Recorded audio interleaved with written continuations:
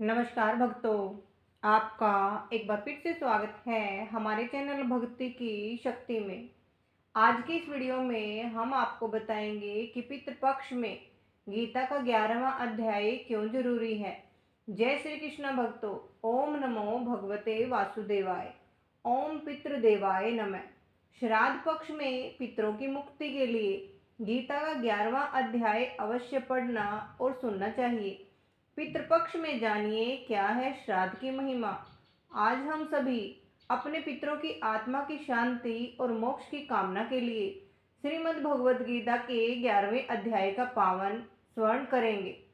श्राद्ध पक्ष में भगवत गीता का पाठ करना पितरों की तृप्ति और शांति प्रदान करता है तथा परिवार से पितृदोष दूर होता है। गीता का प्रत्येक अध्याय जीवन को कल्याणकारी दिशा देता है, किंतु यदि संपूर्ण गीता का पाठ संभव न हो तो पितरों के कल्याण और आशीर्वाद के लिए विशेष अध्यायों का श्रवण अवश्य करना चाहिए। जैसे गीता का 7वां अध्याय आत्मा और मोक्ष से जुड़ा है, वैसे ही 11वां अध्याय भी पितरों को गहन शांति प्रदान करता है।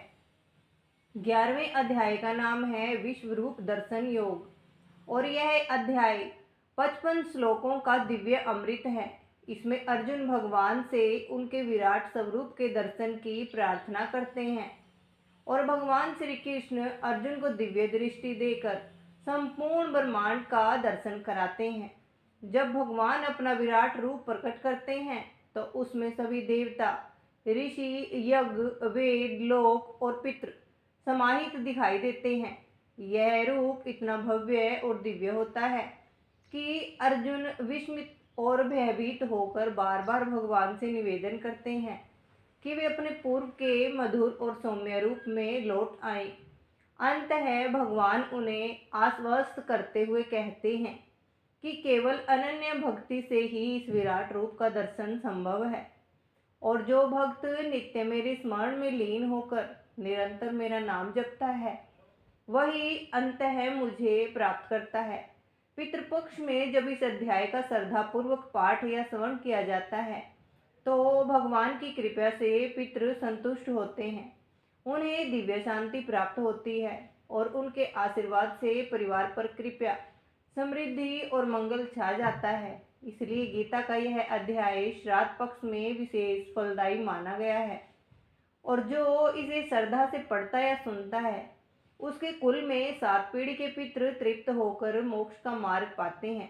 प्रेम से बोलिए ओम पितृदेवाय नमः। हर हर महादेव। प्राचीन काल की बात है, महाभारत युद्ध समाप्त हो चुका था। कुरुक्षेत्र की धरती पर रक्त और शवों का अंबार था। युद्ध ने असंख्य योद्धाओं, राजाओं और वीरों को निगल लिया था।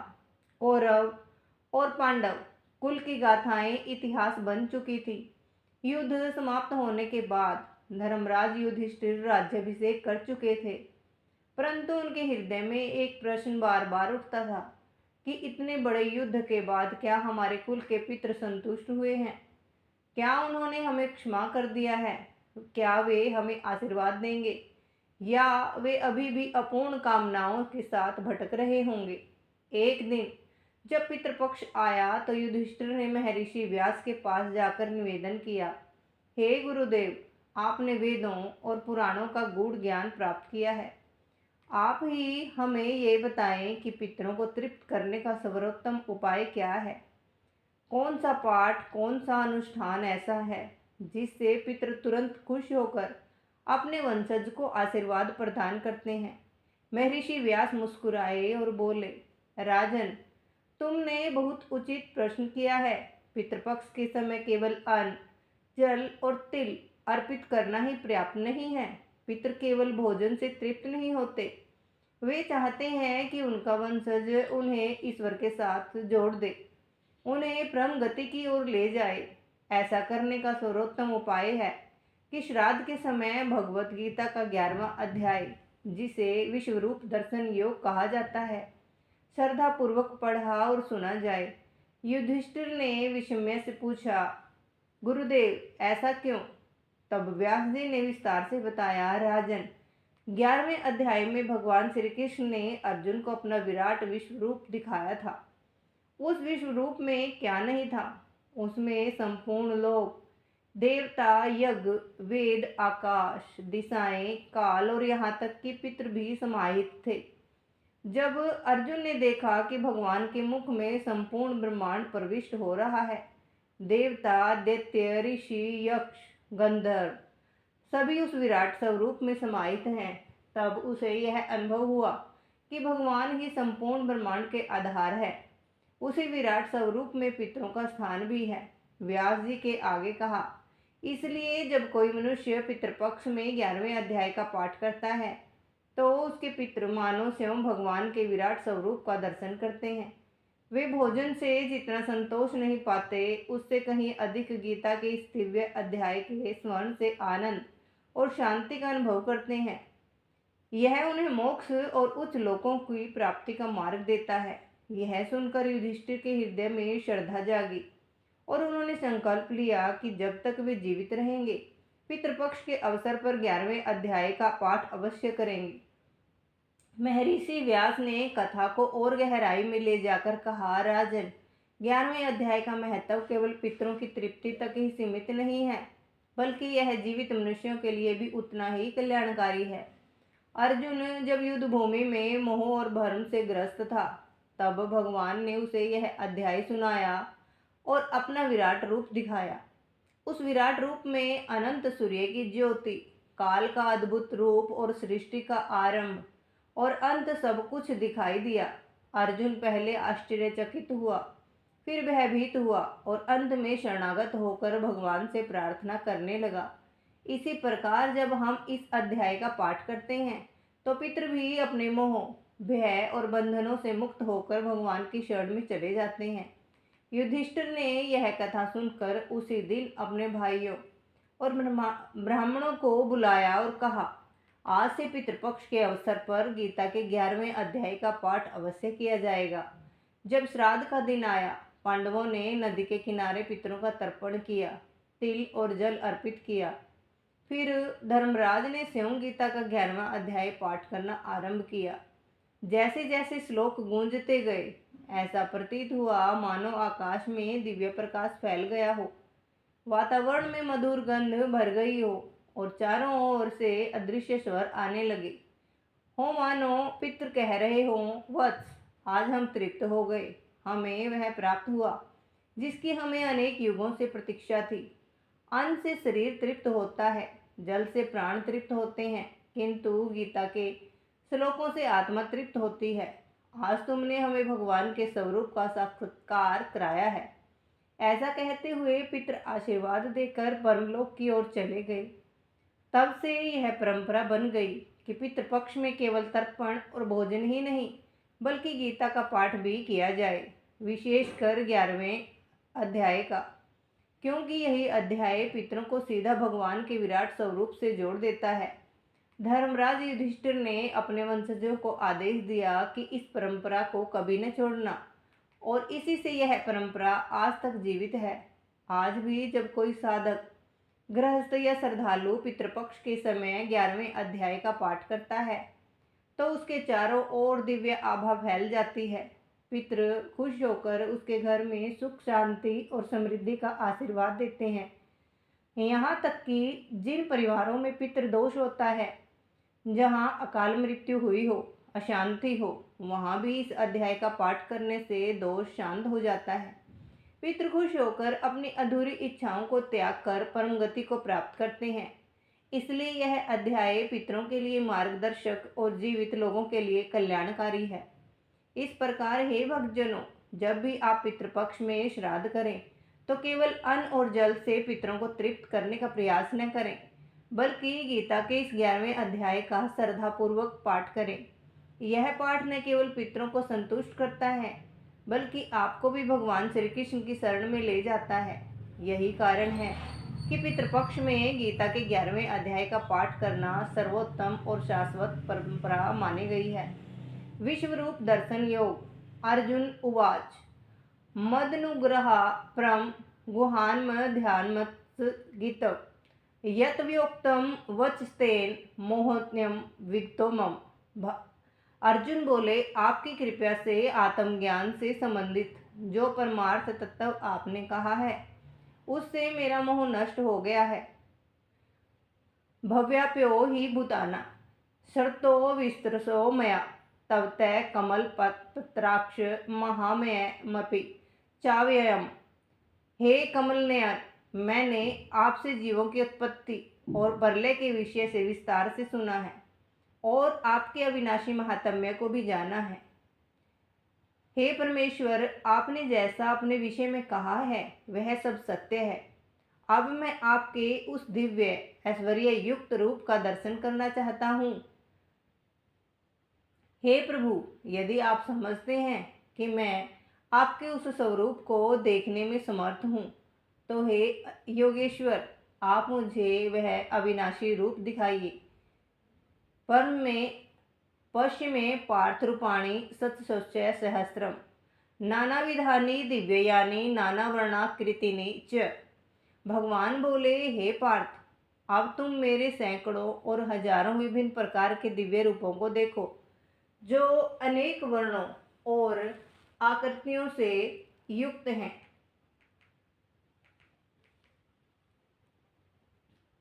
हे भारत, तुम आदित्यगण, वसु, रुद्र, अश्विनी कुमार, मरुद्गण और पहले कभी न देखे हुए अद्भुत रूपों को देखो। हे गुड़ाकेश अर्जुन, इस समय मेरे शरीर में चराचर सहित संपूर्ण जगत को एक साथ देखो और जो कुछ और देखना चाहते हो वह भी देखो। न तो माँ सकेसेव दुष्ट मने नैव च्वचुषा दिव्य ददानी च चक्षु पश्य में योग में सर्वम। तुम अपने अपनी इस साधारण आंखों से नहीं देख सकते, इसलिए मैं तुम्हें दिव्य दृष्टि देता हूँ जिससे तुम मेरे योग के ऐश्वर्य को देख सको। संजय बोले, हे राजन, योगेश्वर भगवान श्री हरि ने ऐसा कहकर पार्थ को अपना परम ऐश्वर्य युक्त विराट रूप दिखाया।